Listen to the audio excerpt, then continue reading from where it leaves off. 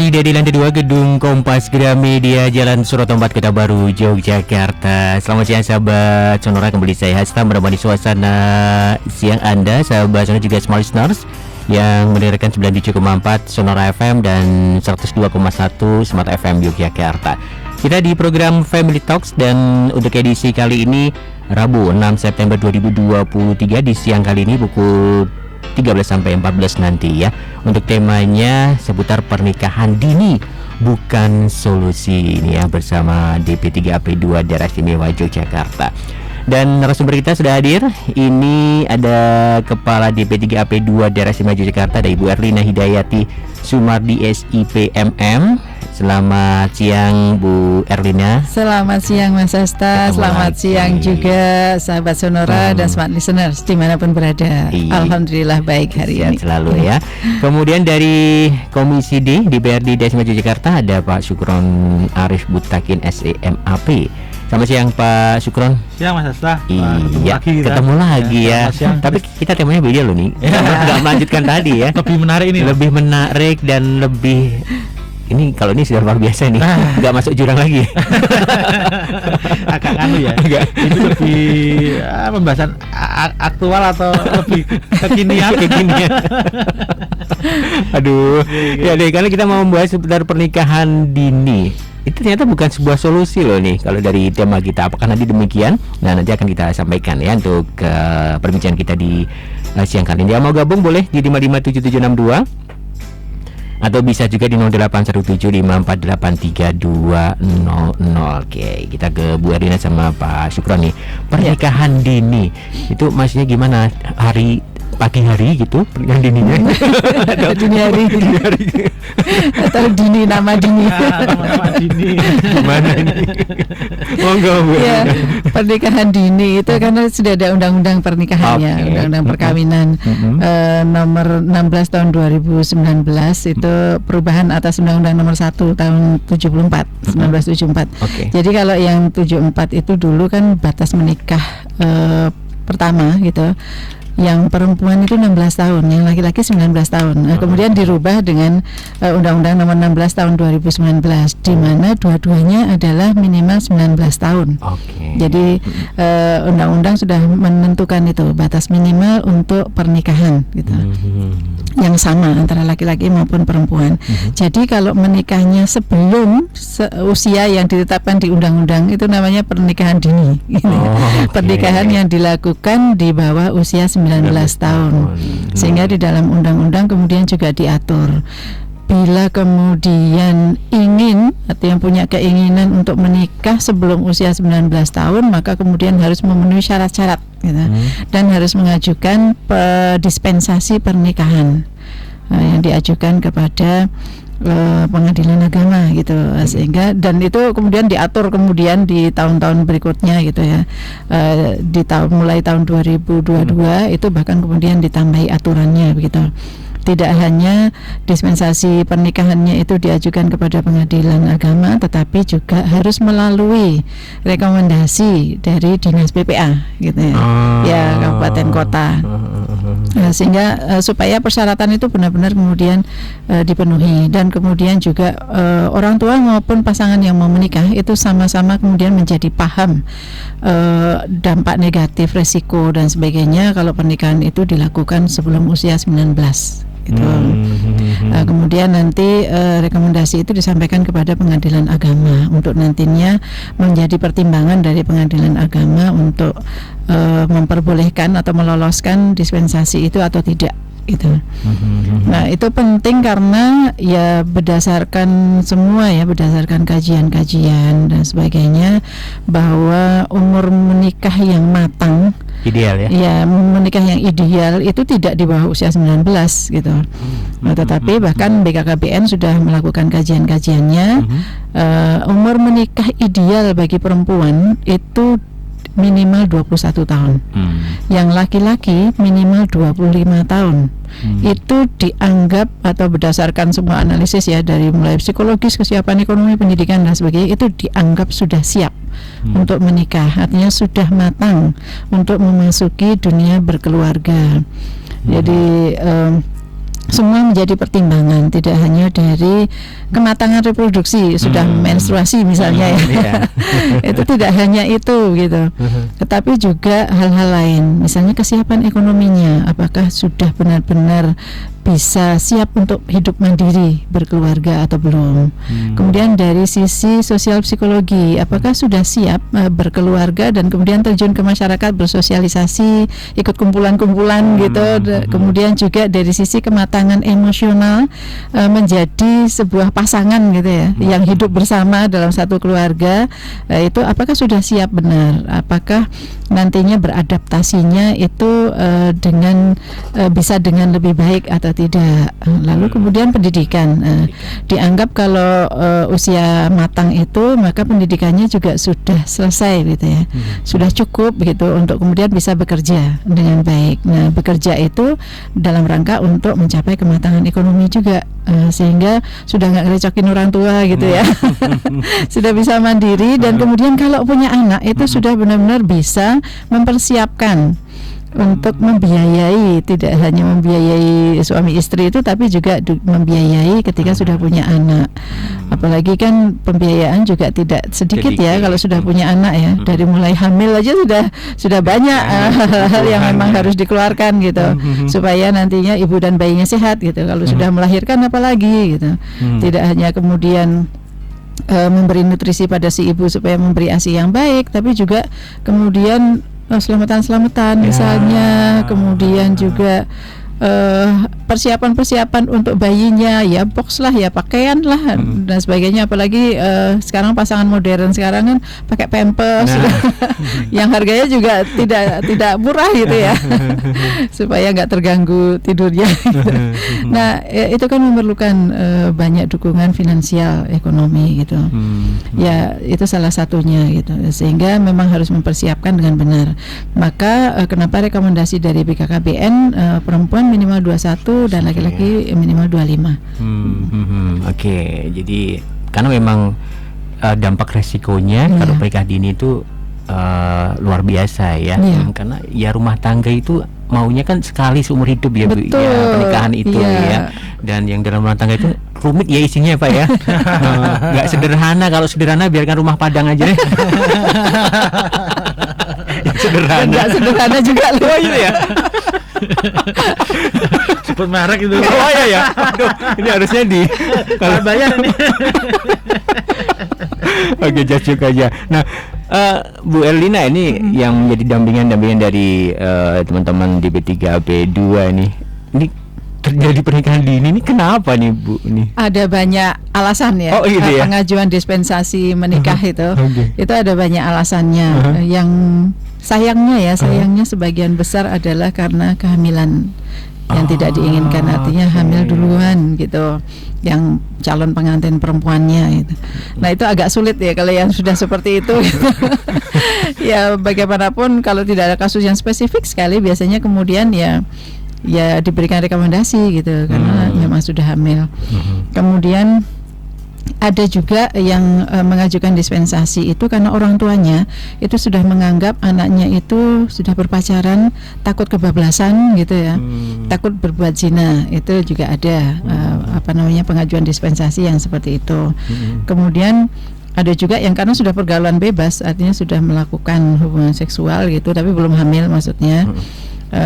Karena orang tuanya sudah tahu konangan atau apa, maka kemudian diminta untuk menikah gitu.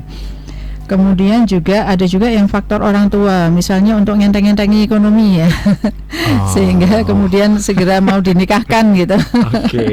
Ya, meskipun untuk itu banyak yang pengajuannya itu dari pihak perempuannya, artinya calon laki-lakinya sudah dewasa tapi yang perempuan itu masih di bawah usia 19 gitu. Ada banyak pertimbangan yang seperti itu, sehingga diharapkan nanti begitu anak perempuannya itu menikah, orang tuanya sudah tidak menanggung pembiayaan lagi ya, sudah ikut suaminya dan suaminya juga sudah bekerja. Ada yang seperti itu juga. Tapi ada juga yang ya itu tadi sama-sama masih di bawah usia 19 gitu. Tetapi orang tua kemudian mengajukan dispensasi untuk menikah dengan pertimbangan-pertimbangan tertentu. Ada juga yang karena faktor agama ya. Jadi ya dianggap sudah cukup untuk kemudian menikah. Begitu ya. Oke. Mas Syukron, ini menanggapi fenomena pernikahan ini kalau jenengan gimana nih? Ya kalau tadi disampaikan aturannya seperti itu gitu. Tadi bahwa ada batas-batas minimal untuk usia yang diperbolehkan. Cuman kan di masyarakat ini kan tadi banyak sekali faktor-faktor yang kemudian memaksa terjadinya pernikahan dini, baik dari sisi ya itu tadi banyak tadi datanya dari Bu Erlina tadi kan rata-rata karena memang situasinya mereka itu belum siap dan ada kondisi yang itu menjadikan mereka harus melakukan itu. Nah ini memang PR. Bagaimana kemudian remaja ini kan ya kita tahu remaja kan usia-usia yang sangat labil gitu kan, usia labil dan memang ini masa-masa yang harus diawasi betul. Nah kemudian kalau memang tadi kemudian kebablasan tadi secara pergaulan ya akhirnya muncullah semacam akibat dari pergaulan itu menjadikan itu pernikahan dini itu terjadi. Nah ini memang tidak bisa kemudian hanya kemudian kita berpangku tangan ya, artinya kemudian membiarkan. Ini memang peran orang tua di sini sangat kuat, kemudian peran sekolah juga cukup kuat, kemudian peran masyarakat juga cukup kuat gitu kan. Karena kalau di bahasanya pendidikan kan tiga unsur pendidikan itu kan harus ditanamkan gitu kan. Jadi anak ini kan kalau dulu mungkin di Jogja ini tidak ada di Jogja orang pergaulan itu masih bisa dikontrol ya. Artinya dikontrol itu ya kalau kita ngapel dulu misalnya gitu kan itu ya ke rumah kan gitu kan. Gak jarang anak gadis itu dulu yang mungkin keluar ngapelin yang cowok itu jarang gitu kan. Maksudnya dulu loh, tapi sekarang kan beda gitu kan. Malah yang cowoknya yang dihampiri gitu kan. Nah, itu kan jadi itu ada perubahan budaya. Ya itu mungkin sebagian dari tadi Bu ada gender tadi. Nyambung.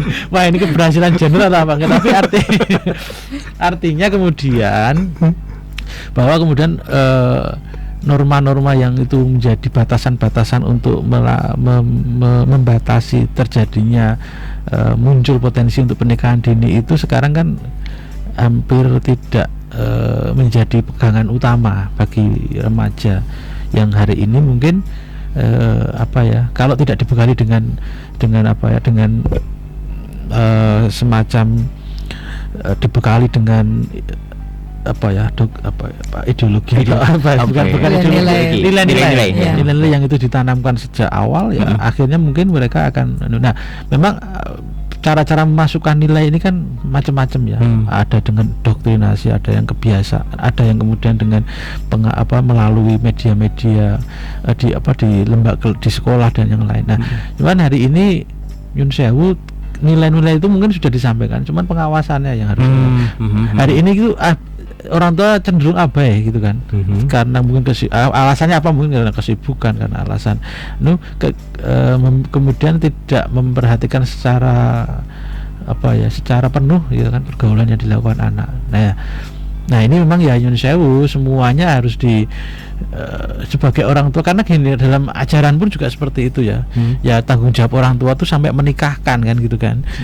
Orang tua itu kan kalau di Indonesia Muslim, jadi kalau di Muslim itu kan orang yang tanggung jawab kewajiban orang tua itu kan memberikan nama yang baik, kemudian memberikan nafkah, sama kemudian menikahkan kan. Nah, sampai menikahkan sudah menjadi tanggung jawabnya pribadi masing-masing. Nah, sampai batas itu harus dikawal betul anak ini, kemudian sampai dia mendapatkan pola asuh, pola asih, pola asah itu kan juga bagian dari itu gitu kan. Nah, kemudian bagaimana dia siap secara matang, secara mental, secara biologis, secara fisik itu siap untuk melakukan pernikahan, karena setelah pernikahan sudah tidak menjadi tanggung jawab lagi orang tua. Nah ini memang ya masa ini yang harus dipelototi betul atau dijaga betul oleh orang tuanya. Jangan sampai orangnya lengah di situ.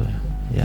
Apapun caranya, Apapun monggo. caranya. Iya, karena kalau semua orang tua kan punya masing-masing ya, Iya. cara untuk mendidik anaknya, cara mengawasi anaknya, apakah dengan kemudian selalu melihat handphonenya atau itu kan ya, apakah kemudian dia diajak kemudian lebih sharingnya dengan setiap hari diajak sharing atau menanyakan kabarnya. Nah, itu bagian masing-masing orang tua pasti punya cara, tapi yang pasti orang tua jangan sampai lepas sampai kemudian dia siap untuk menikah. Tadi kalau batasan usia 19 itu ya sebelum itu harus dikawal betul sampai dia siap gitu kan. Kalau ada yang agak mulai nganu ya diingatkan dengan caranya masing-masing gitu kan.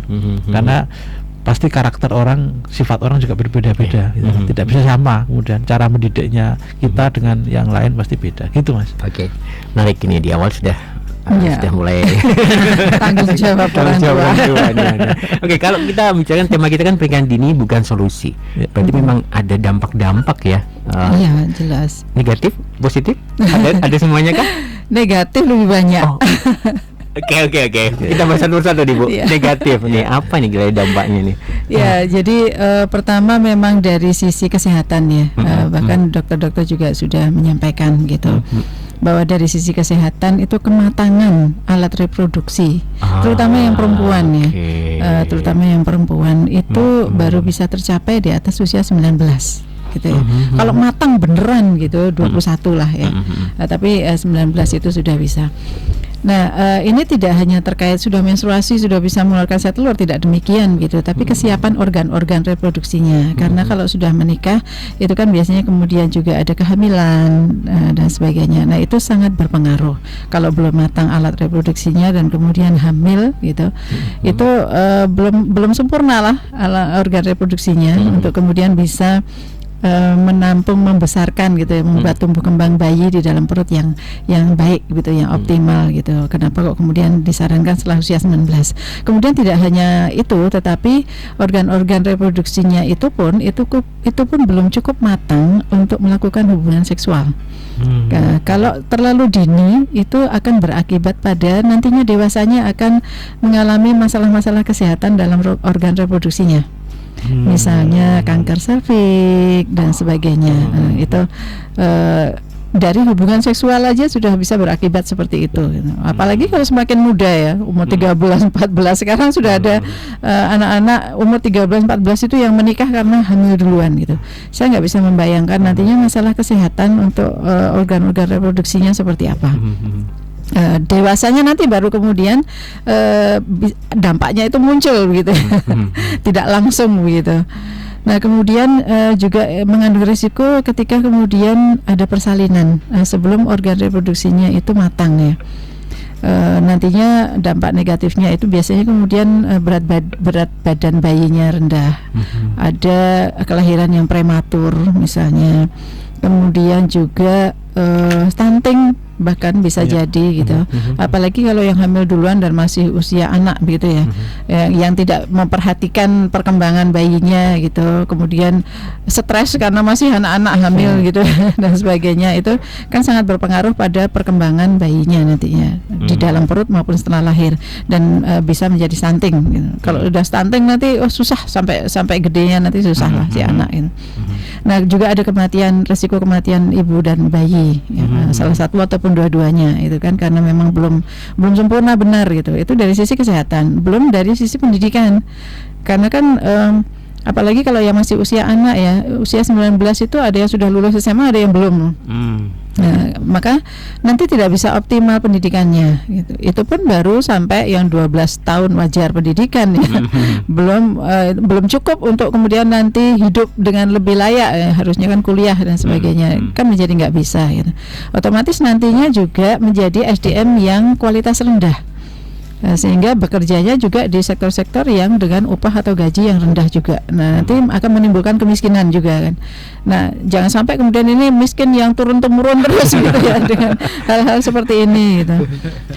Kemudian iya. Dan menjadi pekerja anak gitu kan. Masih usia anak misalnya, belum usia 18 ya, di bawah 18 itu usia anak kan. Kemudian menikah itu kan mengharuskan menjadi pekerja anak karena harus menghidupi keluarganya.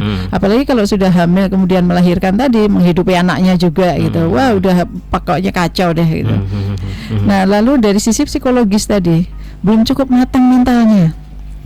Sehingga nanti berselisih sedikit aja konflik gitu ya, atau mutungan, cepat marah dan sebagainya, ujung-ujungnya nanti kekerasan juga gitu.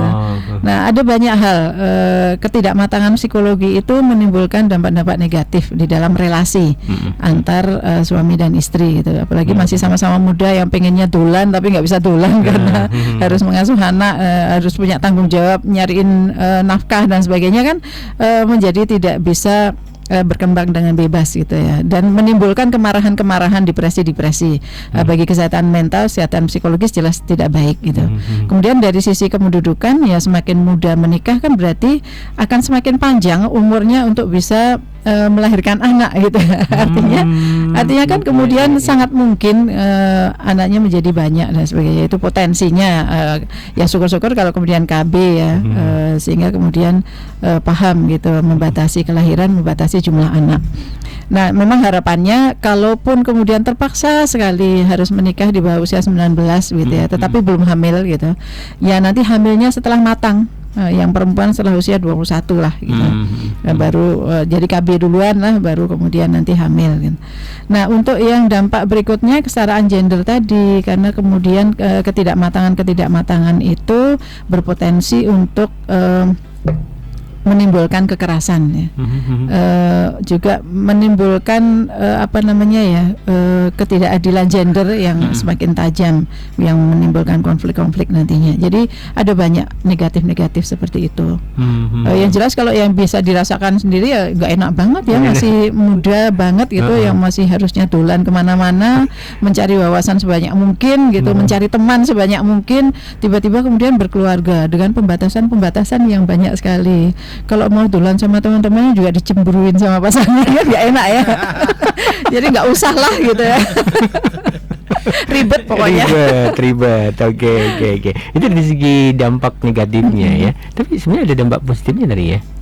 Kalau dampak positif ya salah satunya tadi ya yang saya sampaikan, misalnya kemudian keluarga menganggap bisa ngenteng-ngentengi ekonomi, menjadi tanggungan dari suaminya gitu. Padahal kadang-kadang cucunya jadi bagian anaknya juga malah nambah. Ada yang berpikiran seperti itu, tapi ya masih rada untung misalnya pasangannya memang sudah dewasa dan mapan gitu. Nah, itu masih ada untungnya lah. Tapi kalau enggak, masih sama-sama muda, anak-anak gitu, wah udah nggak usah gitu. Nggak usah, jangan ya. Iya. Ditunda punya. Bukan ngenteng-ngenteng ekonomi, itu malah memberatkan ekonomi orang tua. Ini masuk dong. Mungkin ada yang disampaikan dan dampak positif dan negatifnya ini. Jangan sampai nanti muncul simbok tinggo tombok, simbah tinggo tambah ya. Ini istilahnya ya. Biasanya istilahnya bagus ya. Mbok go tombok, mbah go tambah. Nah, itu kan masakan yang tadi. Oke, jadi memang kalau saya kita melihat ya, kalau tadi sisi negatifnya udah banyak panjang lebar dijelaskan Bu Erlina. Memang ya sangat-sangat pengaruhnya luar biasa. Memang kalau tidak siap sebenarnya, bukan kemudian kalau soal kematangan mental mungkin kan masih bisa didorong ya. Cuman kalau kematangan secara fisik atau secara organ itu nggak bisa ditawar lagi. Kecuali memang orang-orang yang memiliki potensi memang matang, sudah memiliki potensi matang. Dan mungkin pertimbangannya batas usia itu salah satu faktor-faktor itu tadi medis tadi ya, secara kematangan. Nah, kalau tadi ngomong soal dampak positifnya sih ya, kita sih negatifnya tadi banyak, cuman kalau kita ngomong negatif ini nanti akan berbeda pandangan pada orang-orang yang kita tanya anak-anak muda lah gitu kan. Sebenarnya kan kita perlu juga gitu kan menanyakan mereka, karena ada beberapa memang hari ini kalau saya melihat di sini yang paling banyak ini datanya itu kan karena hamil ya, tapi yang karena keinginan sendiri itu sangat kecil ya Bu? Kecil ya. Berarti sebenarnya masyarakat itu ya, masyarakat atau bukan remaja hari ini itu memang tidak menghendaki juga untuk menikah secara dini ya. Mereka banyak ya, mereka justru tidak menghendaki di usia saya sebelum itu gitu kan, tapi karena mungkin keadaan tadi loh, keadaan situasi yang membuat mereka harus ya itu tadi, oh jebule wis ya hamil gitu, oh karena karena ini kondisi situ. Nah ini kan nggak bisa ditawar lagi, mereka harus menanggung malu kalau seperti itu. Salah satu solusinya kan cuman itu pun kalau yang laki-laki tanggung jawab gitu kan. Kalau enggak, akhirnya kemudian ya mereka menutupi akhirnya banyak ya mungkin akhirnya jadi anak-anak yang tidak banyak yang kemudian dibuang bayi, aborsi dan yang lain-lain. Itu kan langkah-langkah yang tidak tepat akhirnya. Kalau mereka mau jujur sama orang tua ya itu tadi, ketika bergaul memang ya tadi kembali ke orang tua harus benar-benar selektif. Ketika keterbukaan di keluarga itu harus dibangun betul antara orang tua dengan anak dibiasakan untuk terbuka gitu kan, untuk mengantisipasi hal-hal seperti itu ya. Kalau soal tadi ya main out kemudian nongkrong ya wajarnya boleh lah, cuman kalau kemudian sudah melebihi hal-hal yang ya harus diingatkan mereka harus kembali ke jalurnya, ke realnya, apa tujuan untuk itu, untuk berhubungan. Kalau memang sudah dari awal mungkin anak-anak diminta untuk kalau ada teman kalau yang cewek ya, teman laki-lakinya ya harus dikenalkan lah, jangan kemudian di luar gitu kan, tidak disampaikan ke orang. Dari awal harus terbuka, oh ini ada teman cowok yang datang, sebenarnya dikenalkan aja langsung ke orang tua, biar di situ ada proteksi juga dari orang tua. Kemudian terkait dengan dampak positifnya ya, saya kira karena positifnya itu tadi soal ekonomi ya, tapi memang juga saya melihat kalau kembali pada ke pemuka-pemuka agama, jadi pemuka-pemuka masyarakat beberapa karena memang gini, di ajaran itu juga ada gitu kan. Ini saya ngomong ajaran kembali karena doktrinasinya sangat kuat gitu kan. Itu ya kalau di bahasa ajaran kan ada akil balik kan gitu kan. Nah, akil balik itu sudah dalam itu boleh diperbolehkan untuk melakukan pernikahan gitu kan, meskipun secara kematangan mental kemudian itu belum juga, tapi diperbolehkan. Nah ini harus ada penjelasan lebih lanjut maksud saya dalam kita memberikan masukan kepada pemuka-pemuka agama masyarakat. Boleh secara aturan boleh, cuman bla bla bla bla. Nah ini fungsi kayak kami gini, kemudian pemerintah untuk memberikan penjelasan tambahan pada materi-materi doktrinasi maupun materi-materi yang nilai-nilai yang ada di masyarakat itu, agar yang disampaikan itu lebih komplit gitu kan. Kalau boleh itu kan dengan catatan kan gitu kan, boleh karena ya boleh aja gitu kan, tapi kan catatannya harus dan bla bla bla bla seperti itu. Nah ini harus komplit penyampaiannya, tidak hanya sepotong di bulunya. Kadang-kadang anak-anak kan ya di beberapa tempat itu tadi wah anaknya oke gitu kan, itu pasti tetap karo kemantan, dan itu terjadi di kampung-kampung loh mas. Di beberapa tempat. Kalau saya nggak tahu di DIY apakah ada, tapi yang Nyun Sewu di luar DIY kayak di daerah-daerah yang agak itu masih anak-anak lulus SD itu langsung nikah. Yang kemiskinannya tinggi itu nikah, SD lulus nikah. Itu di daerah-daerah Nyun Sewu, tapi di DIY saya nggak tahu sejauh mana angkanya, tapi di luar DIY sangat-sangat tinggi. Kalau nggak nikah ya mereka bekerja gitu kan. Satu, orang tuanya mau ngeragati sekolah itu sudah karena anaknya oke gitu kan. Biar kan anaknya ya nang kampung-kampung ono hiburannya ora oke gitu kan ya. Hiburannya itu ya akhirnya anaknya banyak. Kemudian karena untuk mengurangi beban-beban keluarga mereka ya sudah nikah aja, sudah kalau nggak nikah ya kerja gitu kan. Nah ini tadi hal-hal yang karena faktor-faktor ekonomi tadi ya itu menjadikan langkah-langkah itu dilakukan gitu mas. Oke, berarti dampaknya ke banyak hal ya, banyak hal, ke kemiskinan itu bisa dilihat banget ya. Jadi kami kalau keliling edukasi ke masyarakat itu kan juga bawa dokter ya, yang lebih memahami bagaimana kesehatan reproduksi itu. Juga dijelaskan bahwa belum matangnya, artinya sudah akil balik sudah, tapi belum matang gitu ya alat reproduksinya itu. Kalau melakukan hubungan seksual, terutama yang perempuan tadi, itu bisa mengakibatkan terjadinya nanti mutasi-mutasi.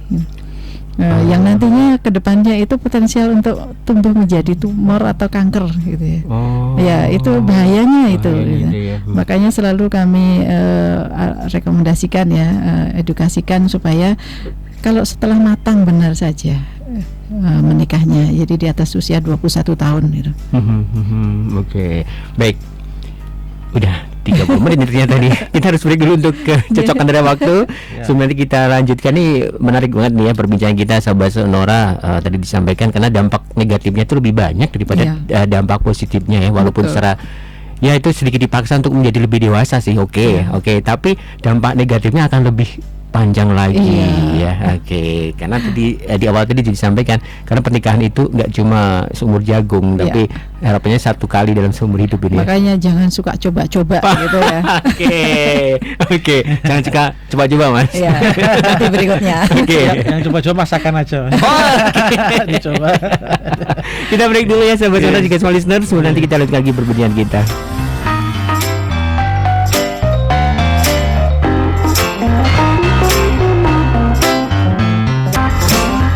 97,4 dari Sonora Jogja dan 102,1 Smart FM Yogyakarta. Ya sahabat Sonora juga semua listeners, kita lanjutkan ya perbincangan kita di kesempatan siang kali ini seputar pernikahan dini bukan solusi bersama DP3P2 Desma Yogyakarta dan dari Komisi D Daerah Istimewa Yogyakarta ini ya. Ya, Bu Adina juga Pak Sukron. Saya kembali ke Bu Adina dulu deh. Kalau di DIY sendiri kasus pernikahan dininya seperti apa ini? Pak Doni sudah mulai kedata nih. Jadi deg-degan apakah banyak nggak nih ya? Tahun 2022 itu dispensasi menikah di DIY itu ada sebanyak 649 tahun 2022 gitu. Itu sudah termasuk turun dibandingkan tahun 2021 gitu. Artinya sudah lumayan lah ada penurunan gitu meskipun belum signifikan gitu. Dan yang paling besar adalah di perempuan gitu. Perempuan itu ada 416 gitu. Yang laki-laki 216 itu tahun 2022. Nah, tahun 2023 sampai Juni yang data yang sudah masuk ke kami itu sampai dengan Juni yang sudah kami rekap gitu. Untuk laki-laki itu yang menikah di bawah, yang mengajukan dispensasi ataupun perkawinan menikah di bawah umur 19 tahun itu ada 196. Di antara 196 itu ada yang menikah di bawah usia 18, artinya masih usia anak itu laki-lakinya. Itu 91 di antara 196 itu. Oke. Ya, nah ini ada yang bergabung, kita terima dulu ya. Oke, boleh. Di 557762. Oh, terputus nih ya. Oke. Nanti lanjut dulu.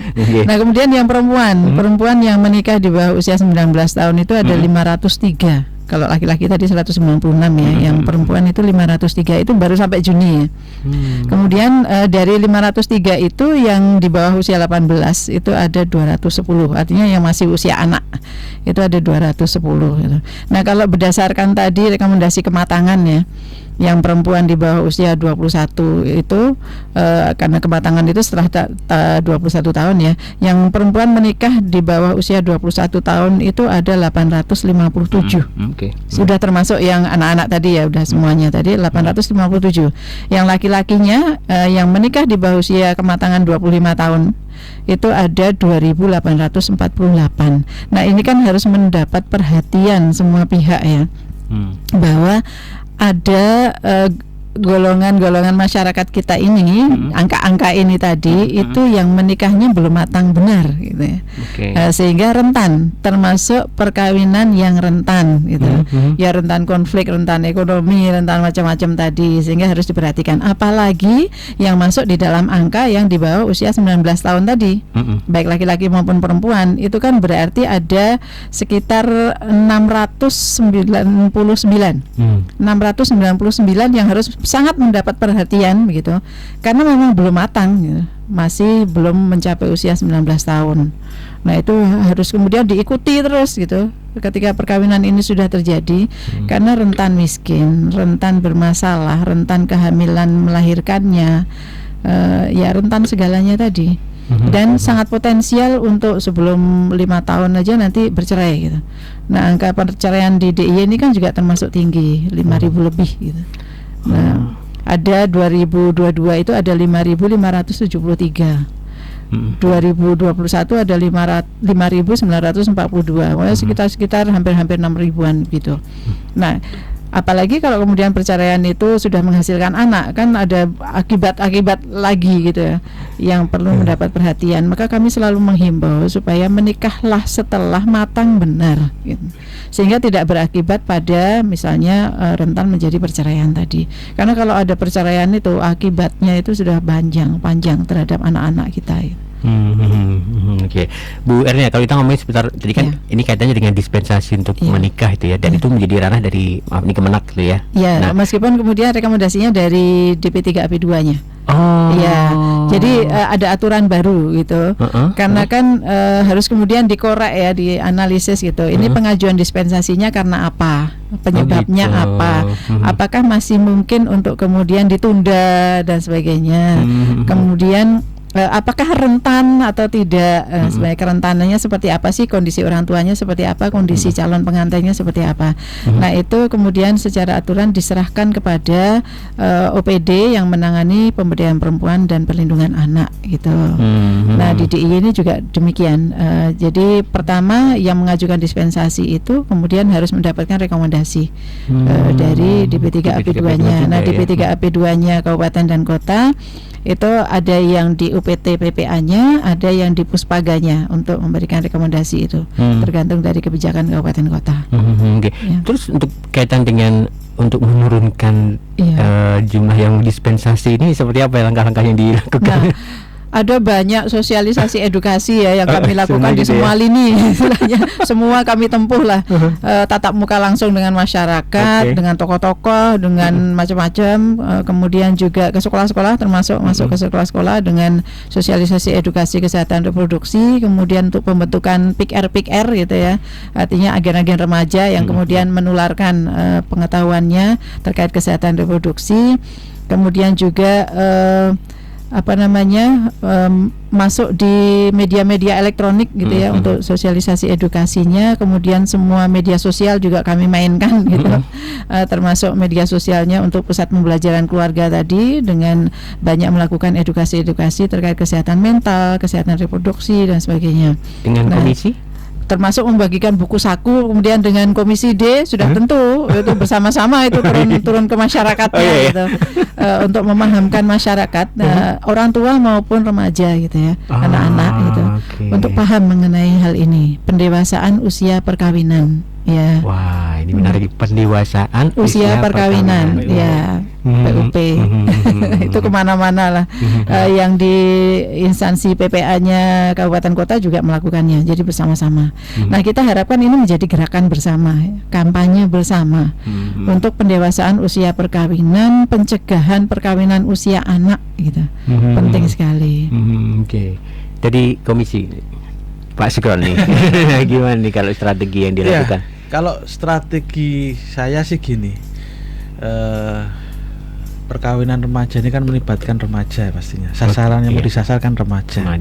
Bagaimana mereka terpatri ya, dalam pemikiran mereka, dalam pemahaman mereka. Bahwa perkawinan usia perkawinan usia dini itu tidak rawan dilakukan, jangan dilakukan karena beberapa kerawanan yang ada.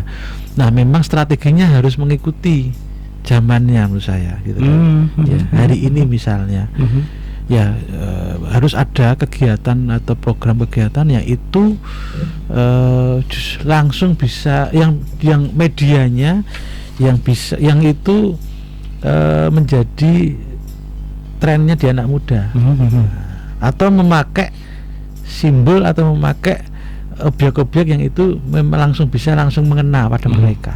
Contoh misalnya kita bisa melibatkan misalnya para musisi misalnya. Hari ini kan Nyun Sewu, hari ini banyak musik-musik atau musisi-musisi itu membuat lagu ya kan, itu sangat digemari anak muda ya kan, tapi liriknya Nyun Sewu ya itu banyak yang keluar dari norma-norma misalnya ya, saya nggak mau nyebut nama nanti nggak bisa artinya kayak semacam norma-norma yang mereka tidak kemudian menitipkan. Kalau musik-musik lama itu kan pasti ada hal-hal yang di situ pesan-pesan moral, pesan-pesan nilai yang disampaikan kalau lirik-lirik lagu-lagu lama. Tapi kalau hari ini apa ya, semacam ekspresi atau apa, dan itu justru yang digemari anak-anak muda. Saya lihat di TikTok, di YouTube itu banyak sekali yang lagu-lagu yang ya kalau hari ini saya kalau dicerna itu wah luar biasa, itu sangat-sangat kurang dalam penerapan nilai-nilai. Nah ini menurut saya misalnya ya kita bisa misalnya kita meminta beberapa, atau kalau enggak dibuat lagu-lagu, kita minta mereka menjadi duta-duta itu untuk itu. Kita minta betul, karena ya saya kayak selebgram atau artis yang digemari hari ini, ya kita manfaatkan mereka untuk campaign tentang PUP tadi, ya kan, pendebasan usaha perkawinan. Dan saya kira sangat mungkin itu. Ya kayak misalnya konser di lapangan kemudian, tapi di situ pemerintah masuk untuk menanamkan nilai-nilai, sangat mungkin. Atau mungkin ya minta tolong sama mereka untuk diselipin juga gitu kan, bukan kemudian ekspresi-ekspresi yang hari ini itu kan lebih pada pesan-pesannya ya pesan-pesan yang nilainya justru kadarnya rendah maksudnya gitu kan. Itu menurut saya itu satu. Yang kedua ya memang menggunakan media-media yang hari ini digemari itu untuk mentransformasikan informasi-informasi itu kepada anak muda. Dan ini butuh strategi sebenarnya. Termasuk masuk di tokoh-tokoh agama itu gimana? Masuk nggak? Iya bisa juga.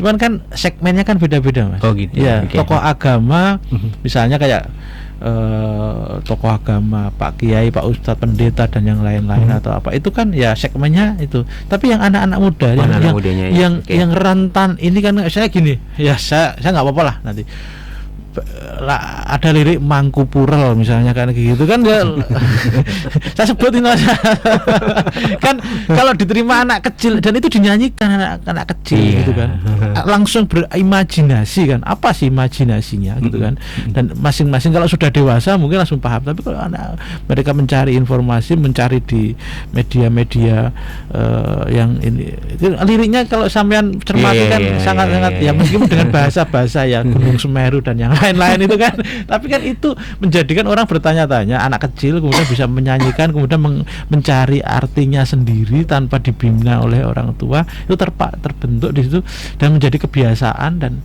ya akhirnya coba-coba itu yang terjadi. Dan yang terjadi kalau coba-coba ya sudah karena rasa penerasannya tinggi. Itu maksud saya gitu. Jadi kalau misalnya kita punya strategi apa, gunakan tokoh-tokoh publik ini untuk campaign tentang pendewasaan usia perjalanan, dan menggunakan media-media yang hari ini digemari oleh anak muda untuk campaign itu gitu mas.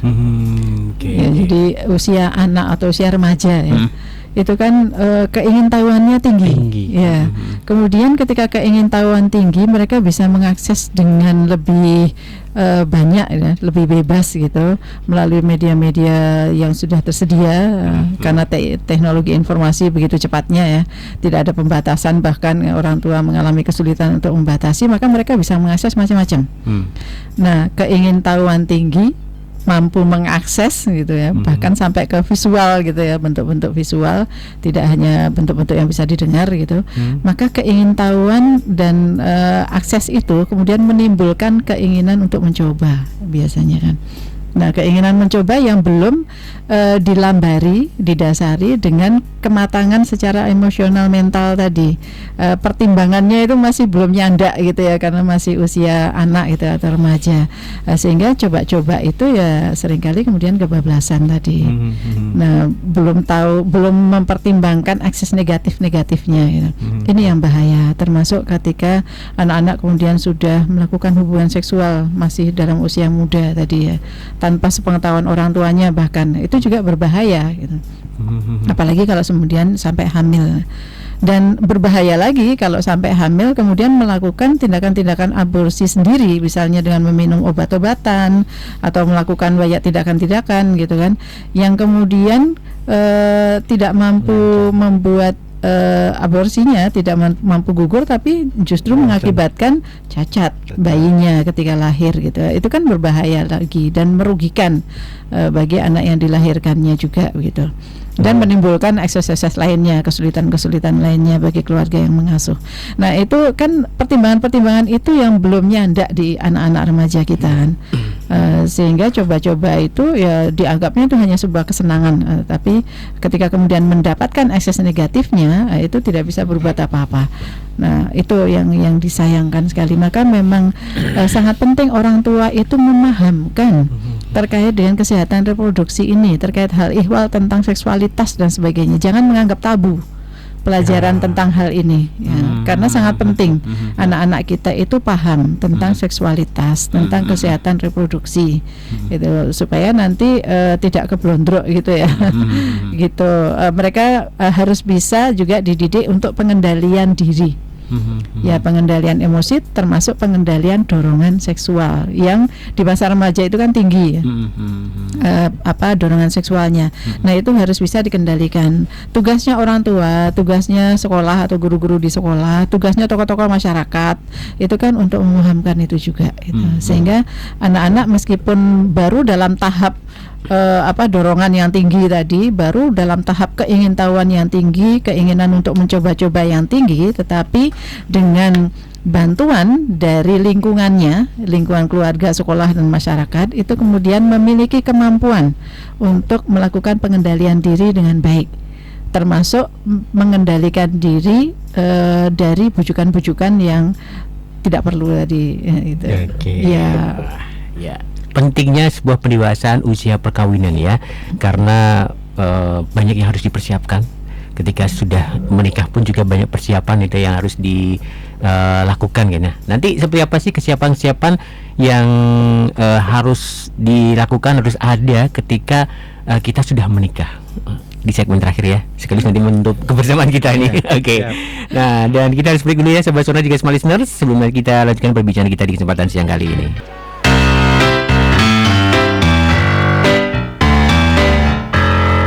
97,4 dari Sonora Jogja, 102,1 Smart FM Yogyakarta. Sahabat Sonora, masih di perbincangan di kesempatan siang kali ini ya. Kita masih di program Family Talk bersama DB3AP2 Daerah Istimewa Yogyakarta. Ada Ibu Erlina dan juga Pak Syukron ini ya. Baik, waktu kita tinggal 2 menit lagi nih. Cepat ya. Ya. Nah, ini mungkin di akhir kebersamaan kita, hal-hal apa sih yang mau disampaikan mungkin ketika kita sudah menikah pun, atau kesiapan-kesiapan apapun yang harus disiapkan. Ya, jadi bahwa menikah itu kan untuk membangun keluarga yang yang kekal ya, artinya sebisa mungkin kan sampai maut memisahkan ya. Dan kemudian juga sejahtera gitu. Sehingga tujuan itulah yang harus benar-benar disiapkan dengan matang gitu ya. Baik itu kesiapan dari sisi mental, dari sisi emosi, dari sisi finansial, kemudian dari sisi sosial gitu, lalu spiritual dan sebagainya. Sehingga kalau memang sudah dipersiapkan dengan matang, ya kita bisa berharap gitu, keluarga yang kemudian terbentuk itu benar-benar sakinah mawaddah warahmah tadi ya, dan sejahtera tadi itu, tidak banyak mengalami masalah-masalah yang tidak bisa dipecahkan, gitu. Artinya menjadi konflik, menjadi perceraian dan sebagainya, itu kan kegagalan. Nah, jangan sampai gagal, sehingga harus dipersiapkan dengan matang gitu. Apa-apa itu kalau dipersiapkan dengan matang itu, maka potensi kegagalan itu semakin kecil. Dan kemudian kalau ada masalah itu karena sudah matang mempersiapkannya, maka kemudian bisa dicarikan solusi dengan sebaik-baiknya. Nah, itu yang kita harapkan, sehingga monggolah bersama-sama ya, artinya bagaimana sebuah keluarga itu mencapai ketahanan keluarga, termasuk di dalamnya bisa mengasuh anaknya dengan baik, termasuk tadi yang disampaikan Pak Sukron, menanamkan nilai-nilai dengan baik, sehingga anak juga paham, anak juga mampu mengendalikan diri dan sebagainya untuk bisa mencapai sisi optimalnya. Nah, kemudian di sekolah juga demikian, para guru juga kami harapkan ikut memberikan edukasi terkait dengan pendewasaan usia perkawinan ini. Jangan sampai masih sekolah kok kemudian harus menikah gitu ya, dengan macam-macam alasan tadi. Kemudian di masyarakat juga, ayolah kita mulai untuk kontrol sosial atau kontrol masyarakat kita itu semakin tinggi gitu, meningkatkan kontrol kita gitu. Sehingga kalau kita tahu ada yang masih usia anak kok pacaran, dia dilekke gitu. Ada yang runtang-runtung dilekke gitu, belum waktunya untuk naksir-naksiran loh, nggak usah gitu ya. Diberikan kegiatan-kegiatan yang positif. Maka memang kami dorong juga untuk kampung-kampung itu memiliki tempat publik ini, tempat bermain gitu. Yang kemudian juga terawasi oleh orang-orang dewasa, sehingga anak-anak ini dunianya dunia bermain, bukan dunia pacaran gitu ya. Tidak berpikir masalah-masalah dorongan seksualitas tadi, tapi disalurkan melalui kegiatan-kegiatan, aktivitas-aktivitas yang positif gitu. Baik di masyarakat, keluarga juga harus memfasilitasi, di sekolah juga demikian. Eskul yang kemudian mendorong untuk dorongan negatif tadi itu kemudian menjadi dorongan yang positif. Begitu. Oke. Pak Sukron, untuk mengakhiri bincang kita. Iya, bahwa perkawinan itu salah satu langkah ya untuk perjalanan sebuah orang hidup gitu kan. Jadi pasti akan dilalui orang, dan untuk itu, karena perkawinan itu sebuah sesuatu yang menurut saya sebuah sesuatu yang sakral, sesuatu yang suci, sesuatu yang karena ada ikatan antara dua insan manusia untuk membina sebuah keluarga yang bertujuan untuk sejahtera dan bahagia sampai akhir hayat. Nah, itu harus dipersiapkan dengan matang dan harus dilandasi dengan sebuah komitmen yang tinggi. Jangan sampai nanti tidak hanya tujuan-tujuan yang mulia itu tidak didukung oleh karena kematangan dari sisi mental maupun fisik, menjadi tujuan dari pernikahan itu, perkawinan itu menjadi tidak tercapai gitu. Dan akibatnya akan pada generasi-generasi yang akan datang yang akan tercipta dari sebuah lembaga namanya perkawinan itu Mbak. Nah, kemudian tadi karena sebagian sangat besar perkawinan di bawah usia 19 itu karena kehamilan yang tidak diinginkan tadi, maka sebagai remaja ya, para pendengar yang masih remaja memang harus pertama adalah bisa mengelola dorongan seksnya dengan bertanggung jawab tadi. Jadi bisa mengendalikan dorongan seksualnya. Kemudian melakukan pergaulan sesuai norma yang berlaku, jangan melanggar-langgar gitu. Kemudian paham dengan perilaku seksual dan bagaimana resikonya, mempelajari itu. Lalu jangan sampai ya tidak boleh melakukan hubungan seksual sebelum menikah, karena ada banyak resiko tadi. Lalu jangan lupa untuk menjaga kebersihan dan kesehatan organ reproduksinya supaya nanti dewasanya ketika menikah juga sehat. Lalu marilah kita anak remaja kita itu memanfaatkan waktu dengan kegiatan yang positif gitu. Jadi kalau pas gabut-gabut gitu ya jangan terus menyimpang-menyimpang, tapi kegiatan yang positif. Dan supaya terhindar juga dari perasaan insecure dan sebagainya ya yang mengakibatkan terus kemudian pacaran dan sebagainya tadi. Nah, itu yang harus dilakukan oleh para remaja kita. Pokoknya jangan coba ya. Oke, berbahaya nih. Oke, Bu Lina dan juga Pak Sukron, terima kasih sekali. Ini semoga cukup bermanfaat untuk kita semuanya, Ji. Oke, dan juga dengan tadi sahabat Sonora semua listeners, berbincang kita di kesempatan siang kali ini, dan selamat mendengarkan program-program kami selanjutnya. Sampai jumpa.